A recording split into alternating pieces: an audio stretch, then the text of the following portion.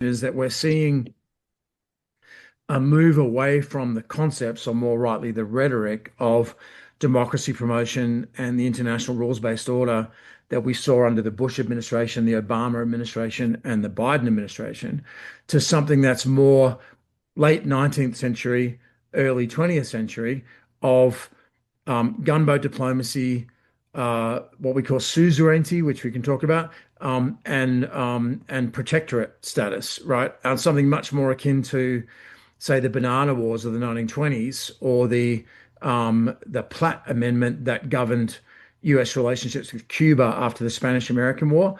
So not occupation, not regime change, not democracy promotion, but basically putting a protectorate status over a country where we say US commercial interests are going to have primacy.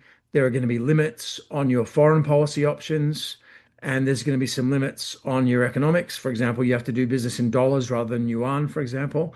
And other than that, in terms of your own internal governance, we're not going to interfere. This is what the Chinese would describe as tributary status, which Yeah. we historically have talked about as suzerainty, which is where a country asserts control over another country's foreign policy to a greater or limited degree, but not in terms of internal administration. Now, whether that works is a different question, but it seems to be both what the Trump administration has in mind for the next stage politically, and also very well aligned with what you guys talked about on your last podcast about the national security strategy.